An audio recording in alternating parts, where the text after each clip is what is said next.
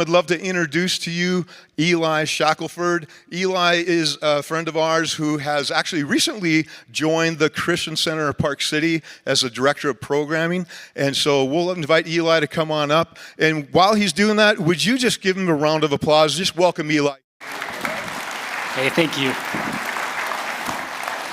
Thank you. So good to be here with you guys. Man, this place has grown since last time I was here. It's awesome. Not just the place, too, because I got to interact with a few of you this morning.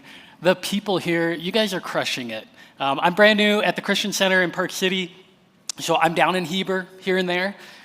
We talk about Heber all the time because this little city's got a thing going, and you guys are part of it. I just so believe that God has a dream and a hope for you to really be the lifeblood of what's happening here in Heber.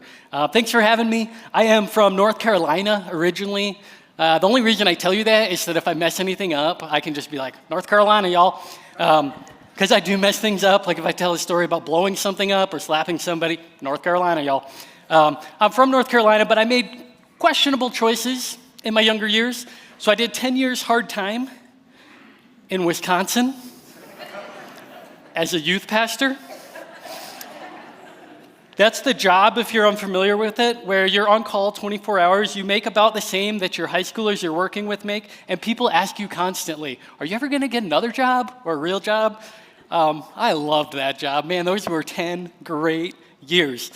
Just loved it. Moved from Wisconsin to Utah about 13 or 14 years ago. Utah is truly home now. We love it here. My kids are all into the outdoors. All my kids grew up here. We climb, we snowboard, we hike, we kind of do it all. If anybody's heard of the whirl, my daughter just set a record as the youngest woman to ever complete that. That's the Wasatch Ultimate Ridge Link Up. You should all look at it. Yeah, thank you.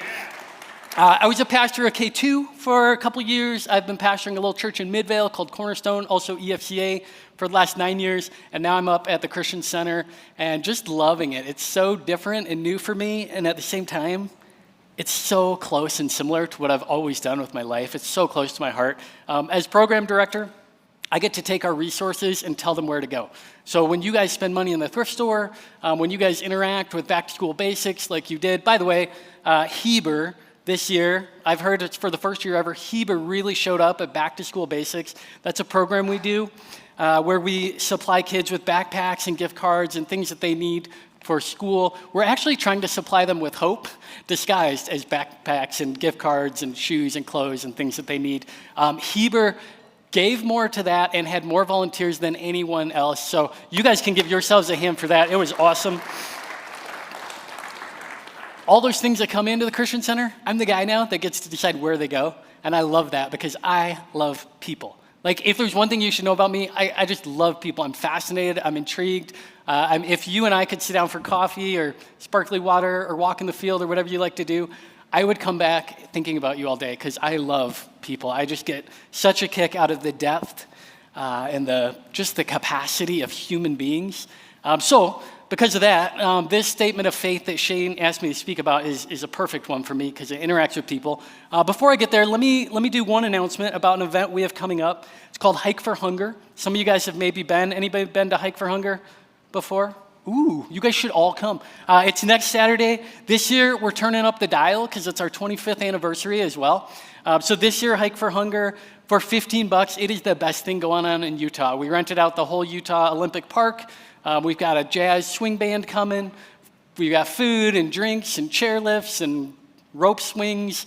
You can hike if you want, or you can watch people hike, or you can ride the chairlift up and down. But you should come out. It's $15 a person. There's a QR code on there. If we put that back up again, that you can scan if you want to come. If $15 is too much, don't tell anybody this. I have a secret VIP pass. And literally, I'll give it to anybody. So I'll be sure to leave it with your pastors and staff. Anybody that wants to come can come as my guest for free. All right, so not to be missed. It's going to be the best family event going on. That's next Saturday. Starts at 2 o'clock. This statement of faith, let's get that up there. This is a perfect one for me. Can anybody refresh me on this one? It's statement number 8, I think. You guys... No, I'm just kidding. I did read this one over quite a bit. So I hear that you've been going through these we believe statements. One of the things I love about the EFCA is just the capacity to hold a lot of different beliefs, and at the same time, a fellowship, a group of people that came together and said, these 10 things are really important to us.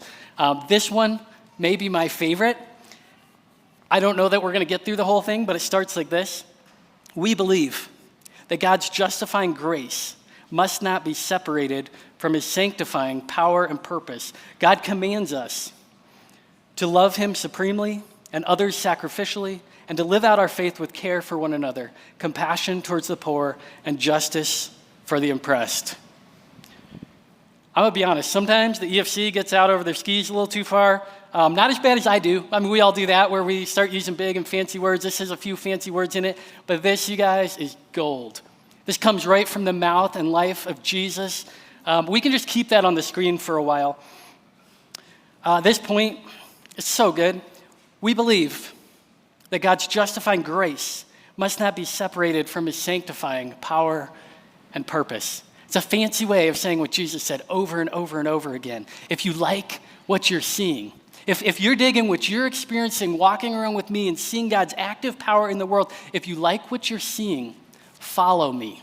He says that over and over and over. It's throughout the record of his life. He's just saying, follow me, come with me. He was a very invitational sort of teacher, sort of rabbi. So he's constantly motioning people and drawing the biggest crowds that we would have trouble believing if we saw, follow me, follow me, follow me. If you like what you're seeing, if something in my words in my life has connected with you, follow me, live like me, serve like me, be like me, do life and interact with people the same way I do. God's grace, God's love, God's acceptance, welcome, inclusion, his invitation is for you. It's unfathomable. It goes so deep. It goes further than you could ever run, further than you could hide. You can't go far enough away to ever escape God's grace, God's presence, God's desire to be with you. So the beginning of the statement is just honing in on that. It's saying we believe that God's justifying grace. That's this all-encompassing grace. That's where Jesus was just constantly going, come with me. Follow me, hang out with me, do life with me.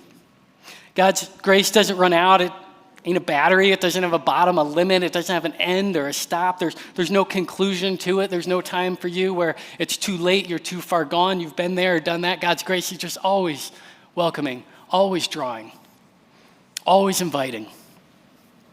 When Jesus pauses to love someone, to heal people, he says things like this, if you see me, you've seen the Father. That's John 14:9. If you've seen me, if you've experienced me, you've experienced the same heart of God, because Jesus came to reveal who God was and what God is like. If something about your version of God doesn't look like Jesus, then something is off about it, because Jesus is God in the human form. Come to say, this is the heart of God for you. You want to be part of it? Follow me. That's what this statement is getting to. God, according to the life and picture we have of Jesus, God is full of grace. He's full of love. He's full of welcoming. He's got a place for you. He's got a home for you, for every one of you. What I love is he's got a home for every single one of us. Everyone here in Heber City, God is saying, come see what I'm doing. Come see what I want to do, and come see who I want to be in your life. If you haven't experienced God's grace, by the way, when we meet outside, if you want to come meet me, if you haven't ran into this story of grace, come ask me about it. I would love to introduce you. I would love to introduce you. Best thing I've ever found in my life, and I found it through people. You'll always experience God's grace through people. And a person can connect you, can introduce you, and that's just the start of your journey. We say God's grace must not be separated from his sanctifying power and purpose. That's because God has bigger hopes, bigger dreams than you can have for yourself. I love this quality about God. As a parent, one of my favorite things to remind myself, especially when I'm nervous about my kids, when I'm worried about my kids, when my kids are going this way and I want them to go this way, God loves them and cares for them far more than I have the capacity to do. That's been so freeing as a parent, just to step into that realization. I don't always live that way. I don't always think that way, but when I remind myself, God, you care about my kids more than I do. God, you love my kids deeper than I do, and you're more invested in them than I do. That allows me to be able to hand them off to God. And when I turn that back on myself and I'm like, oh yeah, this works both ways. God loves me more than I know. God knows me. This is a crazy thought. God knows you. God knows me better than we know ourselves. And even with that knowledge, God's like, come on, I've got something for you. It's going to be great.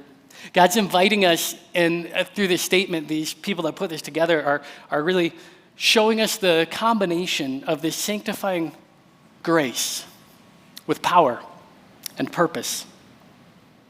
2 weeks ago, maybe more, I'm not real good with dates. I'm from North Carolina. 2 weeks ago, back to school basics. We were running this thing, and it was a madhouse, y'all. We did 1,583 kids came through the line. With each of those kids came a couple grandparents, a couple babies. We had like 3,000 people in a building about this size, not all at the same time. It was just a line nonstop all day. I had to run the counseling table for a minute. I'm sure you guys can all see the issue with that without me explaining it. I had to run the counseling table because the counselor was doing some translating. It was a little crazy. My job was easy. I mean, I just handed people a card and said, do you know we have free counseling services in Spanish and in English? So I was doing that. And this one lady came by me, and she didn't really look at me. And she's like, yes, I'm aware, and kept going.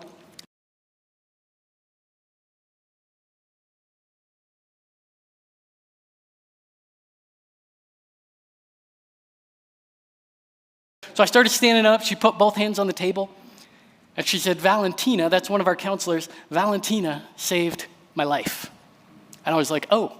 You know when you're just like busy in life and then all of a sudden time stops for a second because you realize you're at the edge of a significant conversation? Yeah, you do, I do, we've all been there.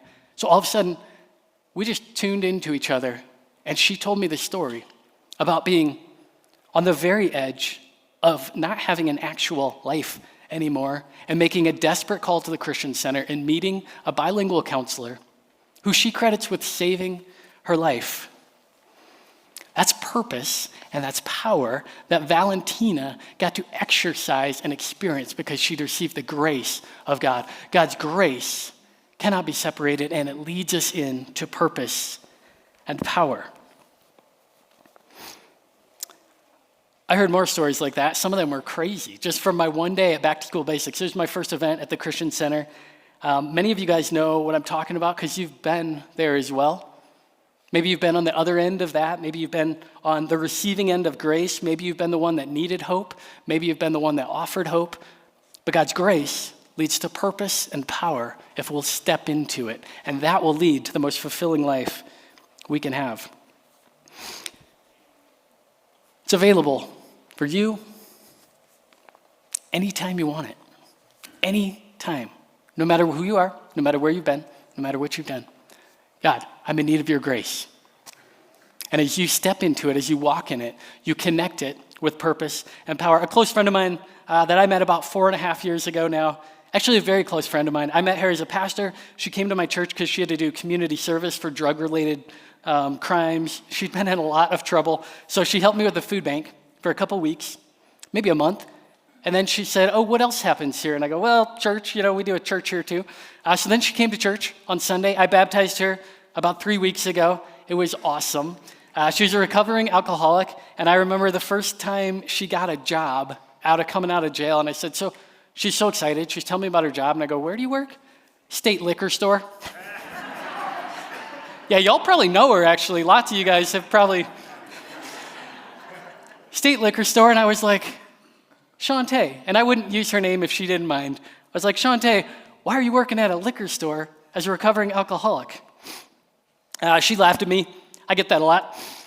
You know what she told me? This is great. She slowed down her speech like people do when they're speaking to a child, which cued me in that something genius was about to come. And she said, that's why I work there. That's why I work there. I know what people are going through because I've been there, and I get to care for people all day long. I'm like, you care for people in the liquor store? She said, not everybody, but the ones that need it, because I can see that they need it. Sometimes it's just a small prayer. Sometimes it's just a smile. But I care for hundreds of people a day because I see people who have needs. I'm there for it. Those are pretty much her words. That's purpose and power, man. That's her connecting the grace of God in her life to the purpose and power that God offers her. Now, I've never met most of you. I actually have seen, I saw some very familiar faces today, some old friends that I hadn't expected to see, so that was fun. But most of you, I don't know. But I do know this. If you're living with purpose and power, you have stepped into God's grace, and if you're not, I would encourage you to go back to the fountain of grace. I would encourage you to go back and really do some work and ask, have I really accepted that God has a place for me?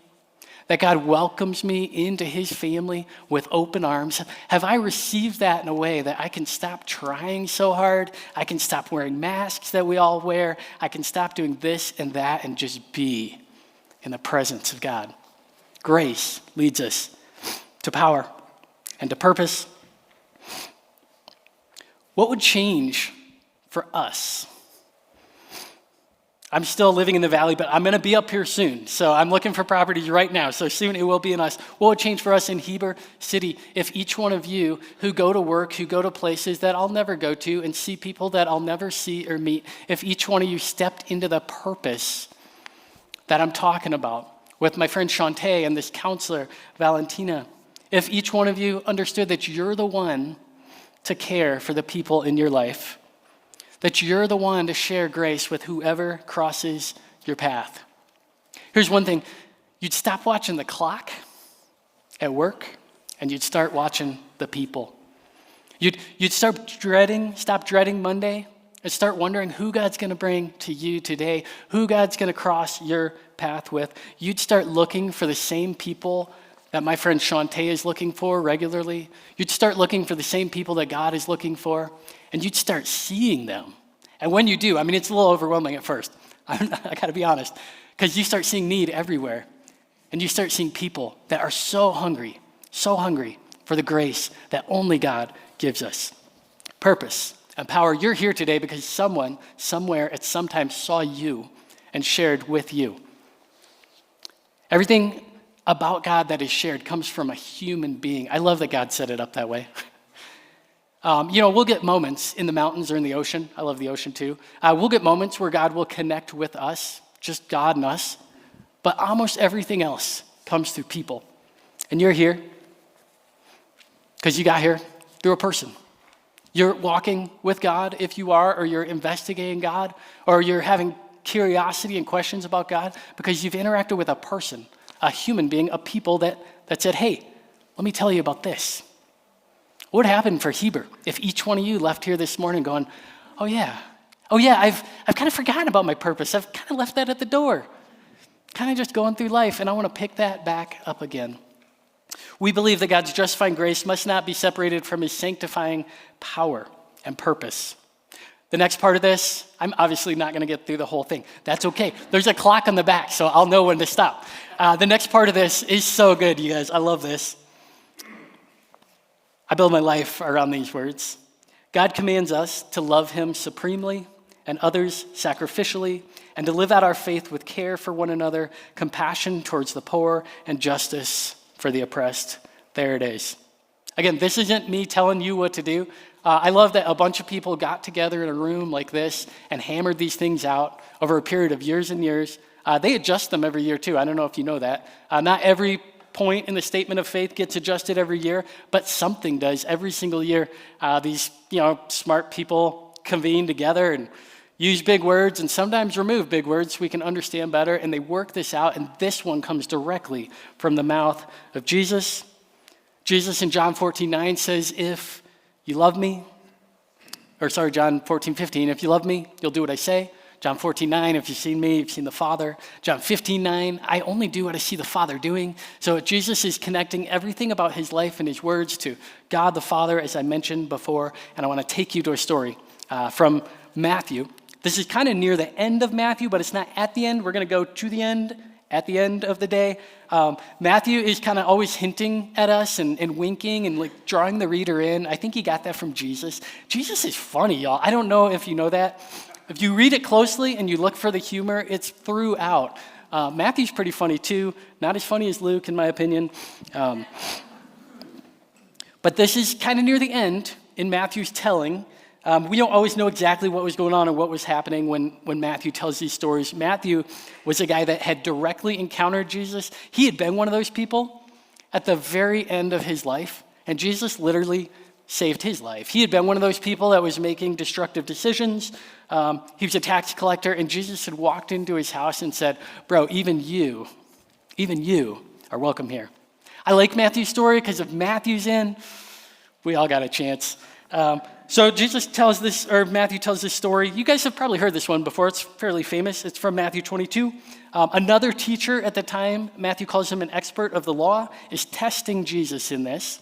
You may know where I'm going. And he says, teacher, which is the greatest commandment in the law? Jesus quotes two places in the Bible to answer. He quotes Deuteronomy 6:5 and Leviticus 19:18. Teacher, what is the greatest commandment in the law? And he responds, love the Lord your God with all your heart, with all your soul, with all your mind. This is the first and the greatest commandment. And the second, the guy didn't ask for a second, like, oh, that's good. Jesus said, nope, and the second is like it. Love your neighbor as yourself. We could meditate on this next part of this passage all day. All the law and the prophets hang on these two commands. Do you hear what Jesus is saying? He's like taking his Bible, their Bible, the Bible we still have, by the way, the Old Testament, we call it. It was the Jewish scriptures. He's taking that whole book. It was in scrolls. Who's counting? He takes the whole book. He's like, everything in here rests on these two things. And I hope you caught this. This is Matthew being kind of cute because he's already hinted at this throughout his book. He'll just describe it later for the people that didn't catch it. But Matthew is saying, in Jesus' eyes, these two things could not be separated. They could not be torn apart. These two things are intertwined and interconnected. That's why we've said often, churches around the country have said, love God, love people, right? Because of this command. And that's essentially what this piece of the statement of faith is saying. Love God, love people. It's as if Jesus was saying, you can't have one without the other. It's as if Jesus was saying, these two are connected. It's as if Jesus was saying, these two things can't be separated. You've probably heard this before. Most of you probably have, but imagine if a church took this seriously. Imagine if a church came together and said, since we can't love God without loving people, we need to get this formula right. We need to figure out how to do this well. People become super important. I'll tell you what would happen. Your expansion would have to be expanded. You'd have to expand on your expansion, and your impact throughout your city would go like wildfire. People love being loved. I don't know if you know that. People love being loved. When you love somebody well, even if I took you out for coffee or sparkly water or whatever your thing is, if I sat down and just listened to you with curiosity, and I would be curious because I am, and then I asked questions, you would walk away feeling honored and probably loved. And when people feel loved, they come closer. What would it be like for a church to take this seriously? Love people, love God. This is funny to me, maybe not to anybody else. This will just show you what a dork I was when I was a kid. I got married very young, 20 and 21. I guess in Utah, that's not young, is it? My bad. I got married at the very average age of 20 and 21. And I can remember praying one time and asking God, I was nervous that I loved my wife more than God, right? Which I kind of did. Don't tell anybody, especially don't tell God. But I was praying. I was actually walking through one of the places I walked to pray, which was a graveyard, also kind of weird. By the way, poor God, man. Some of our prayers, like seriously, of all the things somebody could be praying about, some kid, 21 years old, is walking around going, God, I think I love my wife more than I love you. I think, God, what am I going to do? Now, we're not supposed to put idols. We're not supposed to put anything about God, but God just cleared this one up for me so easily. Probably because even God runs out of patience sometimes. God often speaks in my voice, so he was like, Eli, you dork. When you love your wife, you're loving me. These two things are connected. The better you love your wife, the better you're loving me.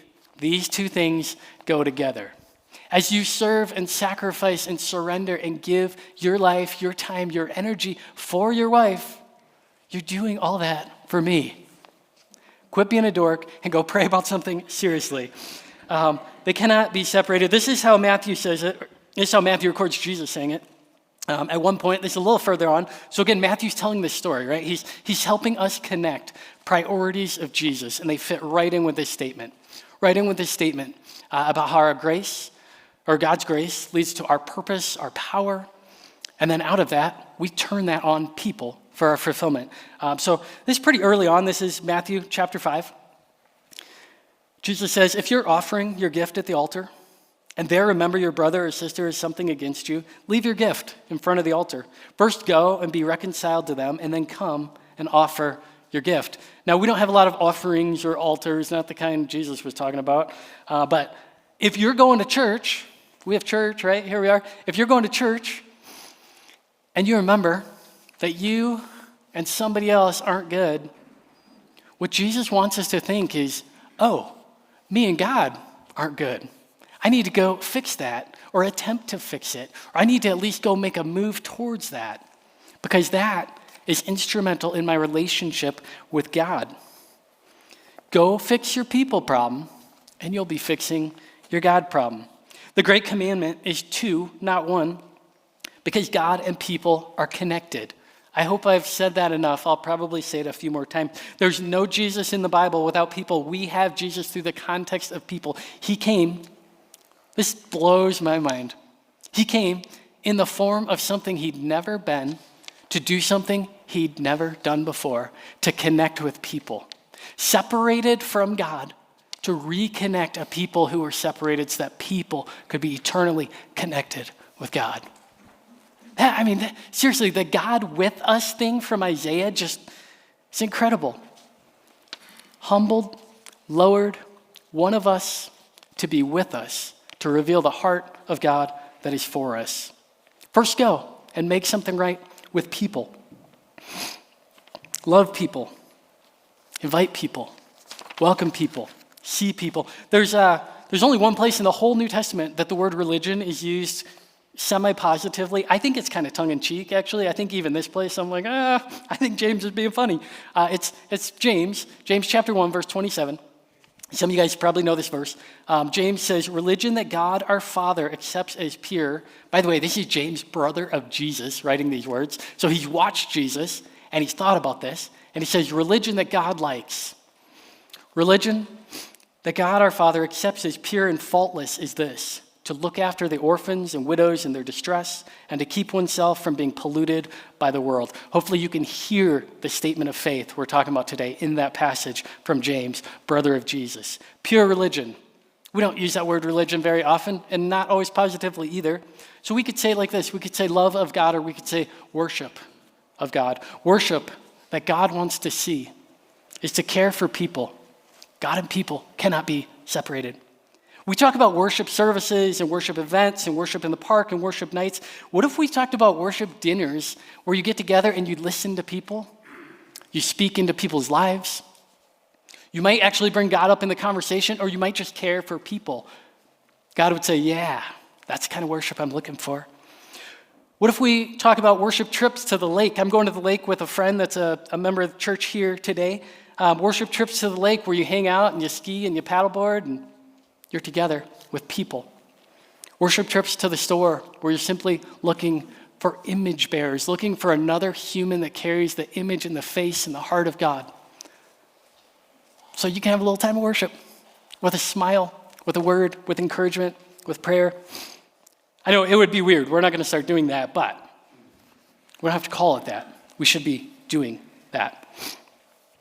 I want to turn to a final passage. This is a well-known passage. This passage, interestingly enough, is often used to make people feel bad, like guilty and stuff. It's the end of Matthew. So again, Matthew's been drawing this out. He's all throughout. He's like, hey, look what Jesus is doing. Sometimes they're just hints. He's like winking at us, inviting us in to read the story deeper. Sometimes they're just hints, and sometimes they're real small and subtle. And then at the very end, he's like, for all y'all that missed it, check out this story. This story, since it was given at the back of Matthew, we always read it in the context of the end of Jesus' life. I think most things that Jesus said that Matthew captured were things he'd said over and over again. Certainly the Sermon on the Mount, that's what I live my life by. That's Matthew 5-7. That was probably Jesus' most popular message. He could have given that same message 100 times like people do. This one, Now, I'm just using artistic license. I don't know what Jesus was doing. I don't know the context of how he said this, but I know he was so clever, and he was always finding ways to like twist things a little bit. So I picture this one, Matthew 25. I picture him and his friends around a campfire. They might have been walking around a lake, but I picture them around a campfire, and I picture them telling stories of all that they've gone through. So Peter, he's the guy, they ripped the roof off Peter's house and lowered a paralyzed guy in. One of the first things that happens in the Gospels, and Jesus is like, take up your mat and walk. So I can picture the disciples sitting around and being like, remember that time we tore the roof off your house, Peter? Or remember that time, Peter, you saw Jesus on the water and you're like, I want to do that, and you jumped in and sank? or remember that time? Like I picture him just all these memories, and Jesus speaking up and goes, hey guys, remember that time I got really sick? People kind of look at him and they're like, I must have missed that day. Was that before my time? I don't remember him being sick. I remember him healing a lot of sick people. Well, do you remember when I was in prison? Do you remember when you found me buck naked with nothing on and you brought me clothes?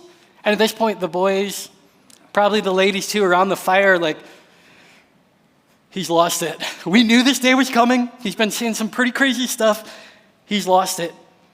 And then Jesus turns this whole thing into a parable, and he goes, whatever you did for people, he calls it the least of these. In their society, they would have had no problem identifying the least of these, because a bunch of them were in his group.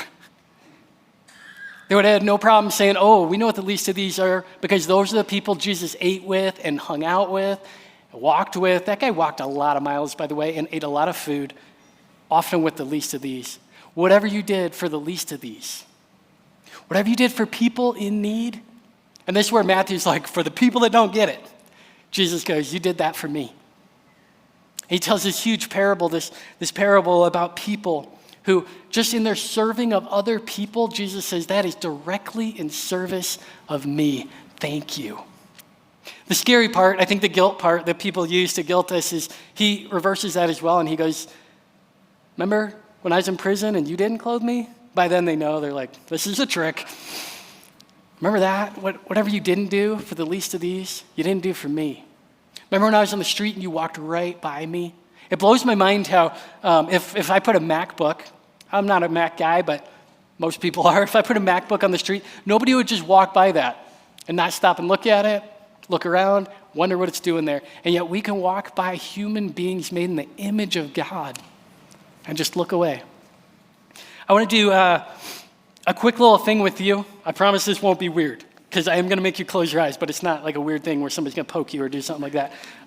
So close your eyes for me for just a minute.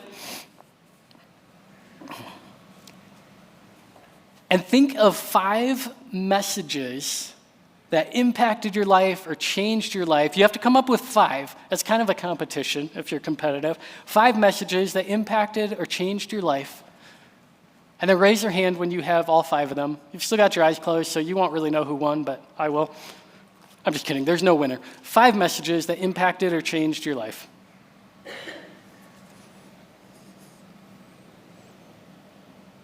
Hey, we've got 1, 2. Keep going. All right, cool. A couple more. Another one. Nice. I'm not like one of those fake preachers that's like, I see a hand in the back, and there's no hand in the back. There are people with actual hands up. That's good enough. You can open your eyes for just a minute. I probably missed some, but I saw maybe a dozen people in the time frame I got you, thought of 5. Close your eyes one more time. I promise this won't be weird. Raise your hand when you think of 5 people that have impacted or influenced your life.